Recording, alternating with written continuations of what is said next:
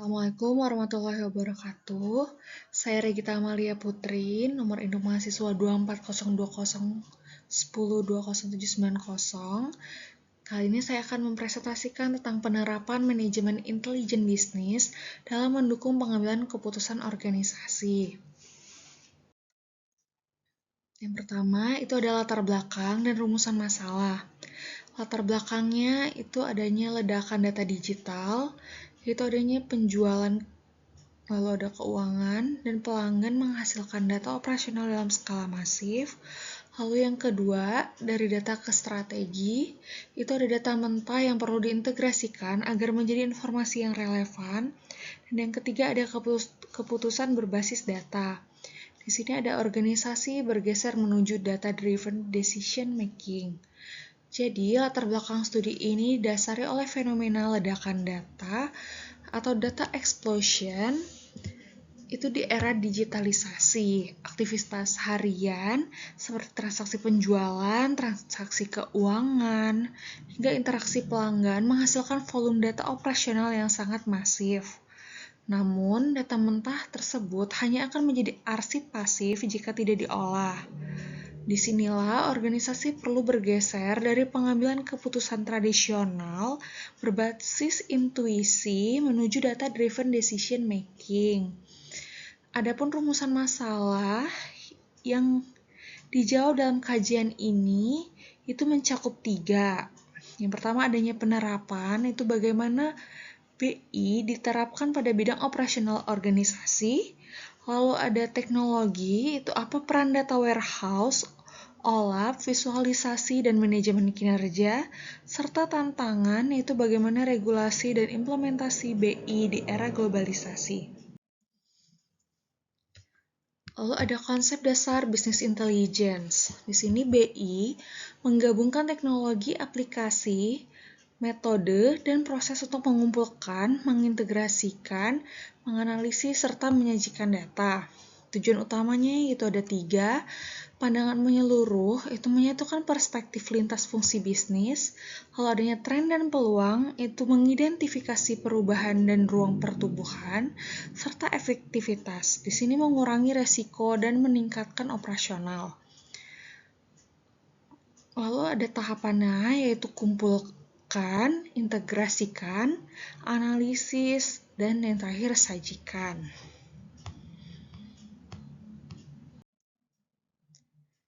Selanjutnya ada penerapan BI dalam berbagai bidang operasional.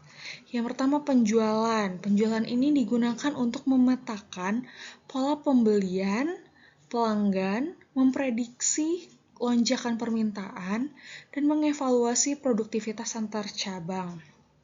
Lalu yang kedua ada keuangan, itu mengotomatisasikan penyusunan laporan laba rugi, pemantauan cash flow secara aktual.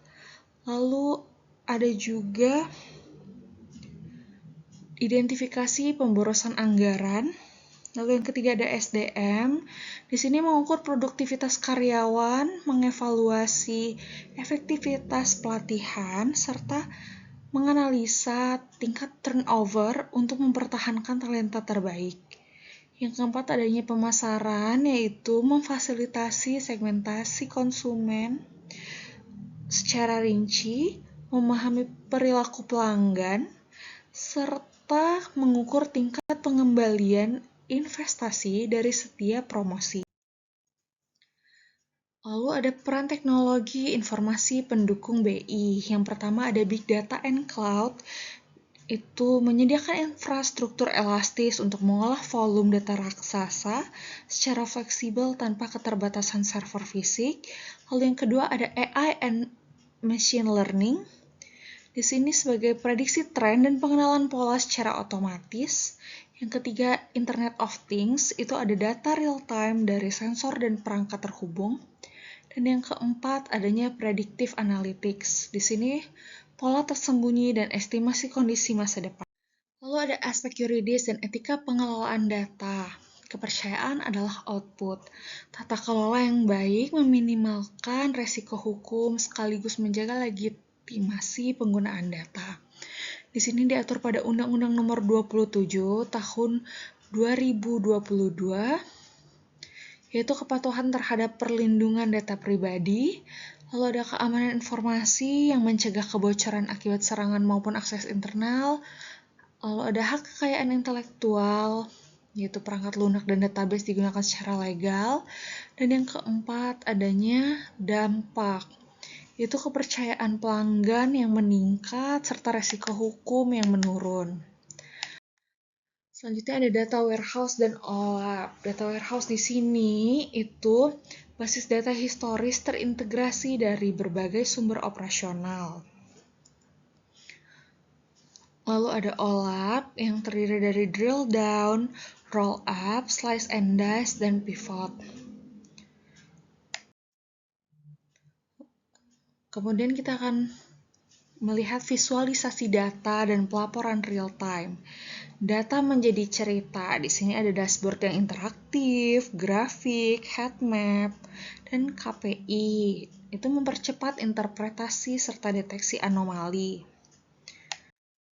Kemudian manajemen kinerja dan KPI. KPI ini merupakan metrik terukur untuk mengevaluasi pencapaian target bisnis. Jadi target versus realisasinya itu pemantauan yang akurat, target dan realisasi terlihat dalam satu sumber kebenaran, serta adanya tindakan korektif cepat. Itu penyimpanan terdeteksi sebelum berdampak lebih luas. Kita lihat dari studi kasus, ada penerapan BI pada PT Tokopedia. Sumber datanya itu transaksi secara query, itu ada ulasan juga dan lokasi pembayaran. Terus ada implementasinya dari produk per wilayah, itu identifikasi produk terlaris berbasis lokal, terus prediksi lonjakan, adanya antisipasi stok saat event atau harbolnas, serta adanya promosi personal. Itu terdiri dari strategi berbasis perilaku pengguna. Ada implementasi dashboard BI. Di sini ada simulasi akademik. Itu GMV-nya 12,1 triliun. Lalu ada transaksi 1,49 juta. Serta kepuasannya 4,5/5. Di sini kita lihat bahwa kontribusi kategorinya pada elektronik itu 28%, fashionnya 24%, serta lainnya itu ada di 48%.